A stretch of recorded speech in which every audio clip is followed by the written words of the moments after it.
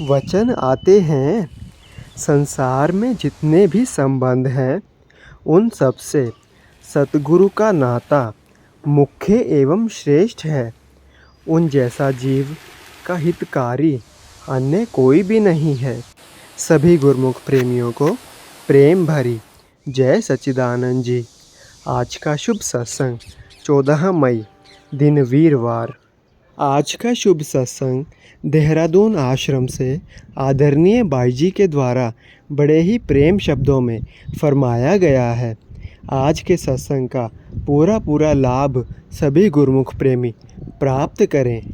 आज के सत्संग में पूजनीय बाई जी हमें बताते हैं कि किस प्रकार एक भक्त जो कि माता वैष्णो देवी को मानते थे, किस प्रकार वो श्री सद्गुरुदेव दाता दीनदयाल जी के चरणों में आए एवं दरबार के प्रेमी बन गए।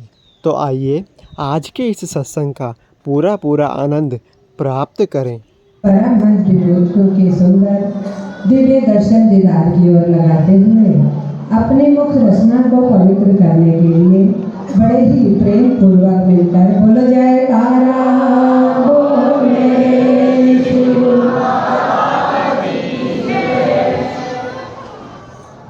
प्रेमियों। सर्वप्रथम श्री गुरु महाराज जी के चरणों में कोटान कोट शुक्रिया अदा करते हैं कि जिन्होंने अपार बख्शिश करके हम सबको संत समागम का सौभाग्य प्रदान किया है। क्योंकि ऐसे सौभाग्यशाली स्वर्णिम अवसर बड़े पुण्य कर्मों की बदौलत ही गुरुमुखों के हिस्से में आए हैं। ये हकीकत है। अगर किसी की जेब में पर्याप्त धन ना हो और वो चाहे कि मैं हीरा खरीद कर लूं, तो ऐसा संभव नहीं है। सब्जी मंडी में तो अक्सर आपने देखा होगा कितनी भीड़ लगी होती है, सब वहां पर जाते हैं, लेकिन हीरों का व्यापार करने के लिए वही जाएगा जिसकी जेब में पर्याप्त मात्रा में धन होगा। ठीक इसी प्रकार ये सत्संग रूपी सौगात, ये संत समागम, ये श्री गुरु महाराज जी की अपार बख्शिश कौन लेने आता है? जिनकी पास पुण्य कर्मों का अमूल्य धन होता है। एक बार की बात है, श्री पंचम पातशाही से सद्गुरुदेव महाराज जी के चरणों में भगत ने बेनती की, स्वामी जी मेरी भक्त्यानी सत्संग में नहीं आती, श्री अनंतपुर नहीं आती और माता की पुजारन है। क्योंकि वो कलकत्ता में रहते थे, वहाँ पर माता की पूजा को बहुत महत्व दिया जाता है। तो श्री गुरु महाराज जी फरमाने लगे, भगत जी आप चाहते हो कि जो जीव नीचे खड़ा है नीचे की मंजिल में, वो ऊपर छलांग लगा के आ जाए, तो ऐसा संभव नहीं है। थोड़ी थोड़ी चढ़ेगा तभी तो ऊपर आएगा।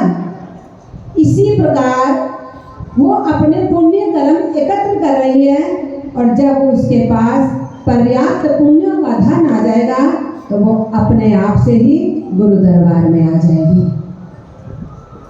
सो प्रेमियों, विचार करो कि श्री गुरु महाराज जी ने हमें ऐसा सौभाग्य प्रदान किया। आज जो हम सब इस संत समागम के बीच बैठे हैं, ये किसकी बदौलत है? ये श्री परमहंस दयाल जी की बदौलत है। उन्होंने ऐसी कृपा की, ऐसी दयालुता बख्शिश की कि जब जब भी वो इस धराधाम पर अवतार लेकर के आए हैं, तो आप सब, हम सब जीवों को अपने साथ ही लेकर के आए हैं। इसीलिए हमारी जेब में पर्याप्त पुण्य कर्मों का धन है, जो आज यहाँ पर भक्ति के सौदागर बैठे हैं। एक बार श्री गुरु महाराज जी ने पूछा, आप सब यहाँ आए, क्यों आए हो? आए हो? विशाल दर्शन हाल में दर्शन खोले हुए थे। तो प्रेमियों ने बेनती की हम भक्ति लेने आए हैं। तो गुरु महाराज जी ने फरमाया तुम भक्ति लेने आए हो तो हम भक्ति देने आए हैं। हम धूमधाम से आए हैं, तुम तो यहाँ से आए हो, हम तो धूमधाम से चल के आए हैं। सो ये कितनी अपार बख्शिश है श्री परम दयाल जी की कि हम जीवों की खातिर वो अपना धूमधाम छोड़ करके इस नश्वर संसार में आ गए हैं। किस लिए? हमें उस मंजिल पर पहुंचाने के लिए जिसके लिए ये मानुष देही जीव को प्राप्त हुई है।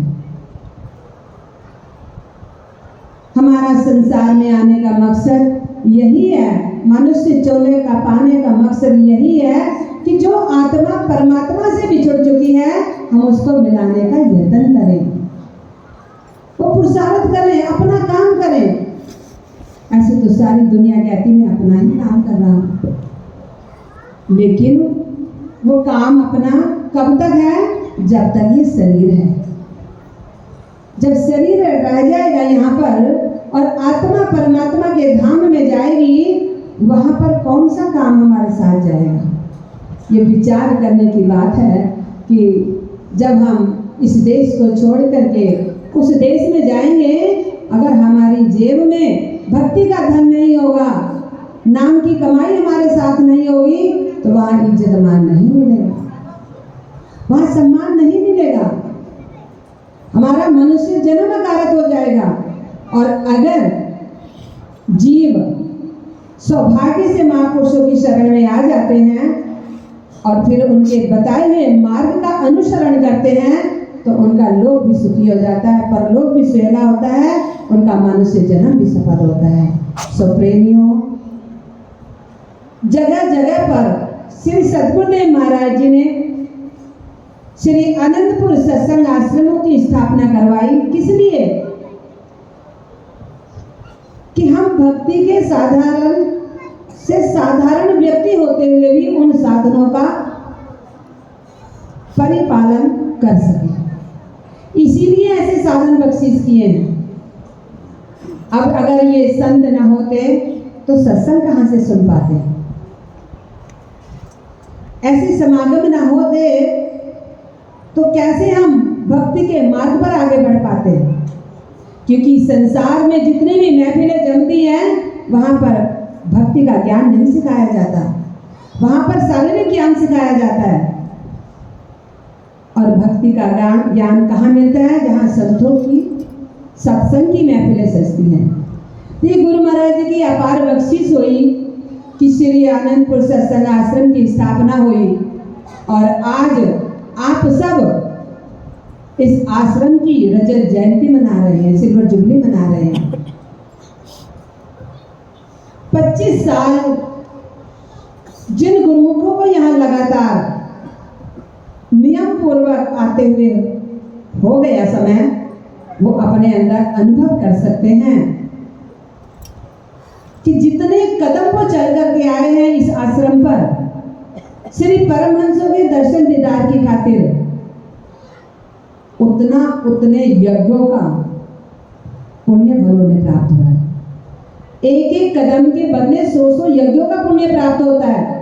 और जब हम घर से चलते यानी कि घर से विचार भी कर लेते हैं तो हमारा समय लेखे में लगना शुरू हो जाता है। तो कितना पुण्यों का धन आपके पास इकट्ठा हो चुका है। और जो कुटिया में आते हैं, जो श्री गुरु महाराज जी ने 5 नियम बनाए, एक टाइम के अंदर ही 4 नियम उनके पूरे हो जाते हैं। आरती, पूजा, सेवा। जब घर से चलते हैं तो कुछ ना कुछ जब हम श्री गुरु महाराज जी के चरण में हाजिर होते हैं, तिल फूल जरूर भेंट करते हैं। और फिर आकर के आश्रम में भी कुछ ना कुछ सेवा करते हैं। तीसरा नियम सत्संग का, महापुरुषों के समय समय पर वचन होते हैं तो सत्संग भी सुनने को मिलता है। आरती पूजा के बाद अक्सर हर आश्रम में सत्संग होता है। चौथा नियम जो श्री सद्गुरुदेव महाराज जी ने नाम की बख्शीश की है, उसका सिमरन भी होता है। तो ये 4 नियम एक ही समय में सहजता से गुरुमुखों के पूरे हो जाते हैं। उसके बाद जो चौथा नियम है, तो श्री गुरु महाराज जी की सभी गुरुमुखों के लिए, जो भी श्री आनंदपुर दरबार का अनुयायी है, उन सबके लिए दुर्धर्गाई हुक्म है कि 2 घंटे सिमरन किया करें। जब ये चारों नियमों को श्रद्धा से दृढ़ता के साथ नित्य प्रति पालन करता है, तो श्री गुरु महाराज जी ऐसी अपार बख्शिश करते हैं कि उसे रूबरू करके अपने चरणों में बुला करके साक्षात दर्शनों से निहाल कर देते हैं।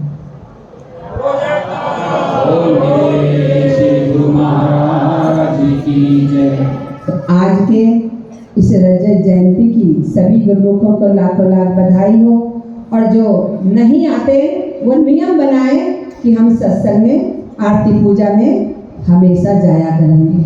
जो आते हैं वो आते रहें, जो नहीं आते हैं वो संकल्प लें कि हम सत्संग में जरूर जाएंगे, क्योंकि सत्संग ही वो गंगा है जहाँ पर आकर के मन भी पवित्र होता है, तन भी पवित्र होता है। तीर्थों पे जाने से शरीर साफ हो जाता है, शरीर पवित्र होता है, मन नहीं होता। क्योंकि तीर्थों पर जाकर भी हम लोग क्या करते हैं, मूवियाँ बनाते हैं, वहाँ जाकर के सेल्फी लेते हैं,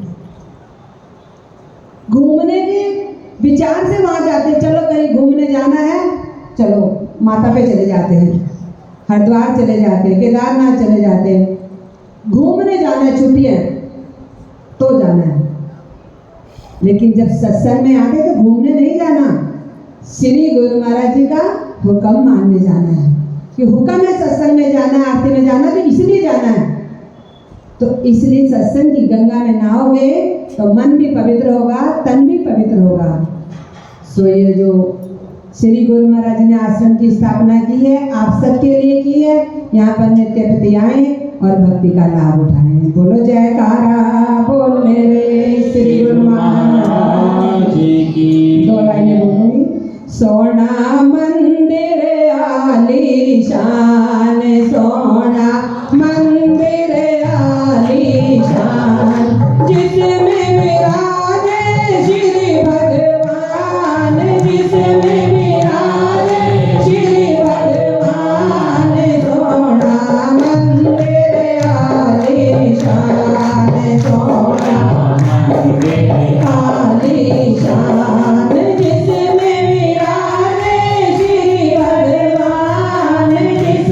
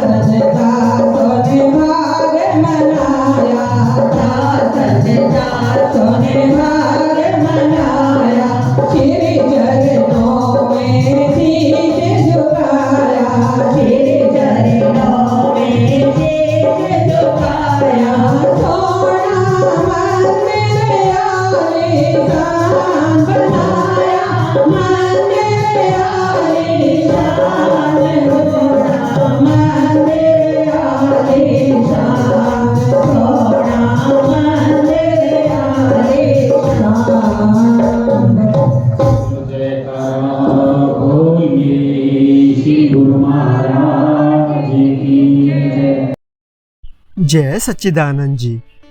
हम आनंदपुर धारा SSGN के माध्यम से श्री आनंदपुर दरबार के सत्संग, स्वामी जी के प्रवचन, भजन, संतों की वाणी सभी गुरुमुख प्रेमियों तक पहुंचाना चाहते हैं, ताकि आप सभी गुरुमुख डेली सत्संग और भजन का पूरा लाभ ले सकें। और इसके साथ ही आप संतों की वाणी अपने हर गुरुमुख साथी, गुरुमुख प्रेमी के साथ शेयर कर दें, ताकि सभी आनंदपुर रूपी डोर के साथ जुड़े रहें। बोलो जयकारा बोल मेरे श्री गुरु महाराज की जय।